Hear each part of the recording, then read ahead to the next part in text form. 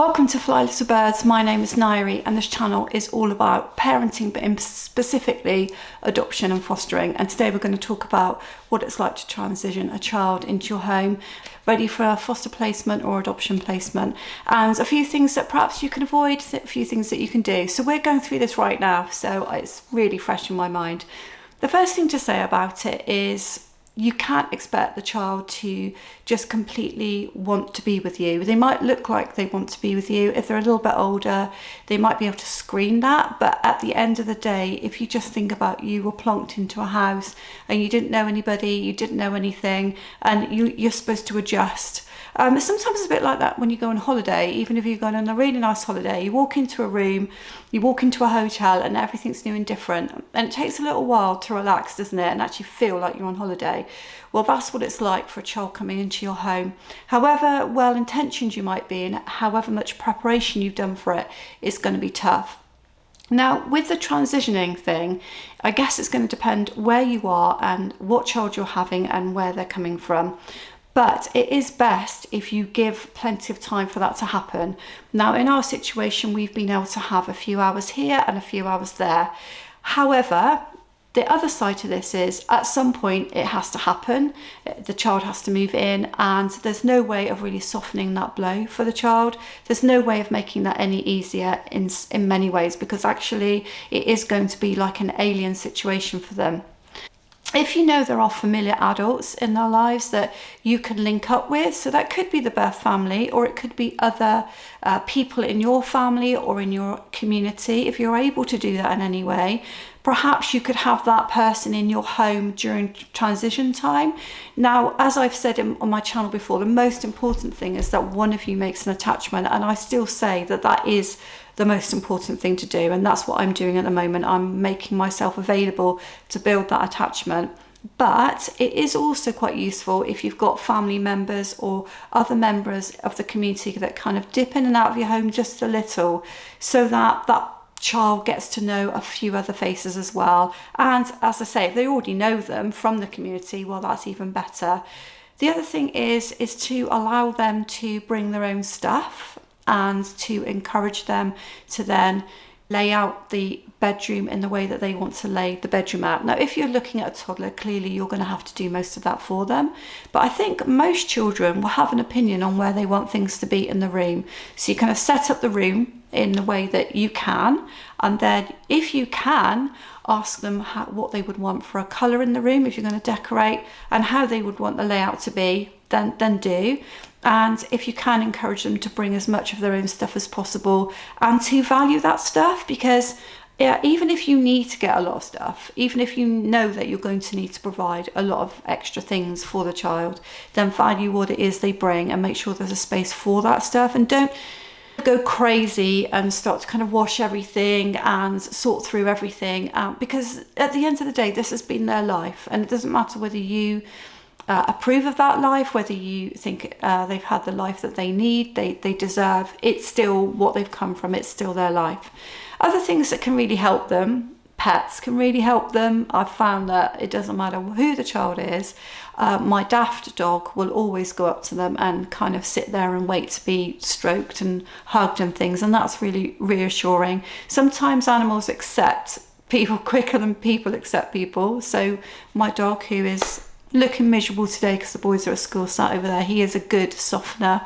Other things that can cause a few issues is obviously the food side of it. So if you've got a routine in your family and you have certain types of meals and things like that, don't expect that the child that's coming will know what it is you do and how you do it.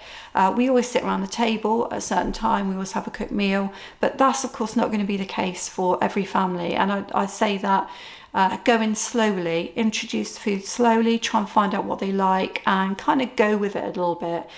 Now, on the flip side of this, I am not saying that you weaken your boundaries. Now, in our house, we already have very tight boundaries with the boys that we've first fostered and then adopted. So I'm not going to drop all that off. I'm not going to say, okay, now we've got a new situation, we're not doing any of that.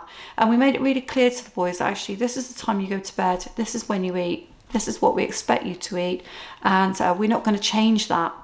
But with the new placement, the new person coming in, we're going to be a little bit softer, and we're going to be a little bit more flexible. So we're not going to expect, every meal to be finished. We're going to go with what we think that young person likes. We're not going to be presenting meals that we know they don't like. And that might mean for a while our boys get a little bit more spoiled and have, meals that are more, should we say, child friendly rather than necessarily really healthy to start with. But we're not going to compromise everything. We've made it quite clear to the boys, you need a healthy portion of vegetables and fruit, and you do what we normally do. However, we're just going to go in a little bit more softly with the placement. Now, some children like to have lots of affection and cuddles and love when they first come in, and others don't want any of that. So it's a case of when you are transitioning and they're coming in for, if it's anything like what we've had, a few hours at a time, work out how tactile that child is and whether you think they like touch or not. If they seem to like hugs and affection and touch, then by all means give as much as you want to. I mean, as long as it's appropriate, give as much as you want to give, because that child may well be craving for that physical affection for a number of reasons. However, some children are very awkward around touch and they don't really enjoy it as much. So it's just a case of working out where that child or young person stands.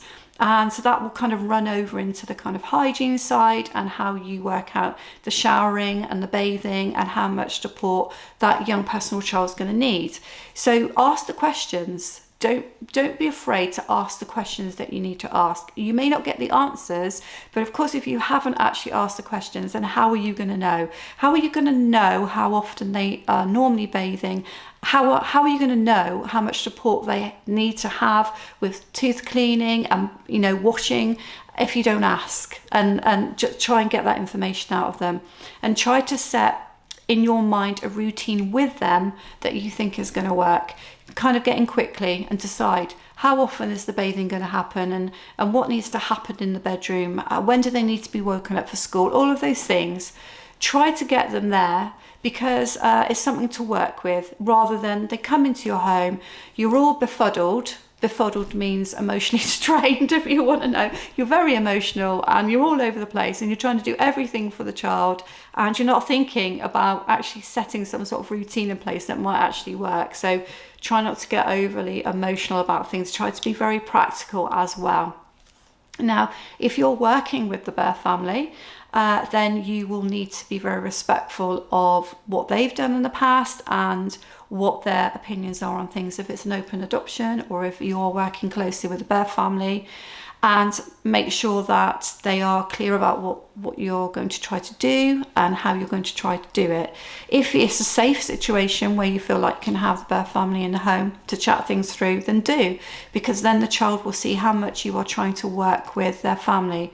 Particularly if reunification is definitely on the cards, then you want to keep that clear line of communication open. However, they've come away from that family for a reason, and it might be that you need to offer extra things and give extra support and things that haven't been there before. So don't be afraid to do that. So even if the birth family aren't sure about things, but the child needs certain things put in place, then don't be afraid to do that. And as I say in any of my videos, the needs of the child or young person comes first. So if in doubt, and you're not getting the support either from the young person or the birth family or anyone else, but that young person needs it, you put it in place, because that child comes first. I hope that helps you to think about some of the transitioning things that you might run into. Please subscribe if you haven't already to Fly Little Birds. If you're interested in adoption, fostering, childhood trauma, subscribe, and I'll see you on my channel. Thank you.